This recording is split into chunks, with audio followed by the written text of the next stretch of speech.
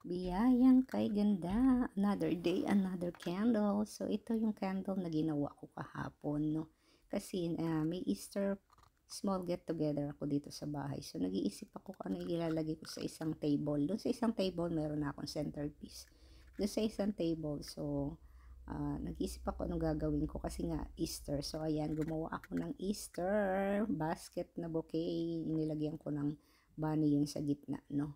So, para naman maganda, presentable ang table. So, ora-oradang ano yan, ora-oradang paggawa yan. So, mabilis ang paggawa itong ginawa ko kahapon. Itong candle. Kasi may mga nakamold naman ako ng mga kandila. So, ayan, pinaglagay-lagay ko is dekorasyonan ko sila ng iba-ibang kulay, no? May mga tulips, may mga roses. So, ayan, napaka-bless naman ano dahil itong ginawa ko kahapon ay nabenta. Binili nung isa kong kaibigan. Mabait kasi yung mag-asawa na yun, no? Napakabait nila sa amin. Kasi ganun lang din naman ang buhay, ano, real talk tayo. Kasi kapag mabuti ka sa isang tao, meron talagang balik sa iyo na maganda ding kabutihan, no? So kasi yung pinapakita natin sa ibang tao, dapat genuine ka, yung tunay yung pagpapakita mo dun sa tao na hindi lang dapat ikaw yung nakikinabang sa tao, dapat ganun din yung sukli mo sa kanila. 'Di ba sabi nga kapag may itanim, may aanihin. Dapat ganun yung kumbaga mag-ani ka ng kabutihan, aani ka rin ng kabutihan sa ibang tao. So dapat maging ganun tayo, maging fair tayo sa tao, maging patas tayo.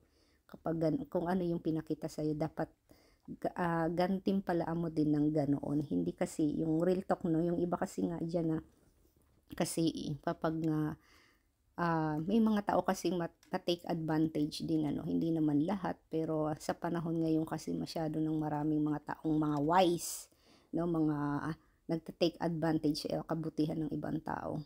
Minsan kasi kapag ang tao natulungan mo na, tas pag yung safe na sila, no, yung alam na nilang okay na sila, parang bahala ka dyan, wala na akong pakialam sa'yo, at least ako safe na ako.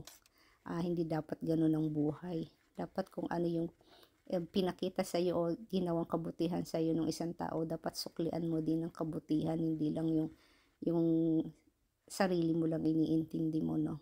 Dapat hindi ganoon. Kasi yung ibang tao nag-expect ng return ng dapat ganoon din ang kabutihang ibalik mo sa kanila.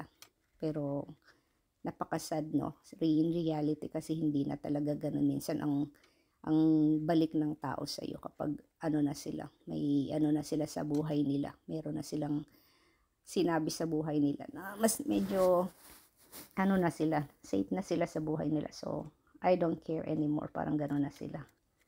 So ganyan lang ang buhay mga sis, no? Dapat we should be good to one another, no?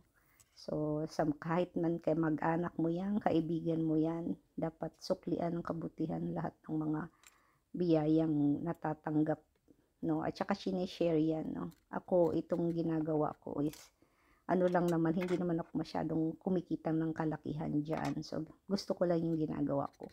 Material lang, karamihan materials lang yung ano sinusukli ko dyan na pambayad sa kanila. Usually meron, pero hindi ganong kalakihan ng kinikita ko dyan. So nag-e-enjoy lang ako. So I share my talent to everyone, at saka yan nga, happiness sa mga tao na nagagawan ko ng ganyan, natutuwa sila. So very unique kasi yung kandila na yan, at least hindi ka nabibili ng ng flower, no? Ayan, yung candles na yan, ginagawa ka na yan is forever na yan, hindi ka nabibili ng kagaya ng mga roses na natetegi mga ilang araw lang. So yan, maganda kasi pang display yan, pang gift, tsaka pangbigay sa mga tao na mabubuting tao, dapat suklian.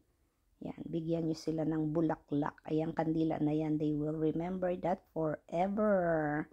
So ayan, diba? Kasi ganun dapat ang life. Thanks for watching.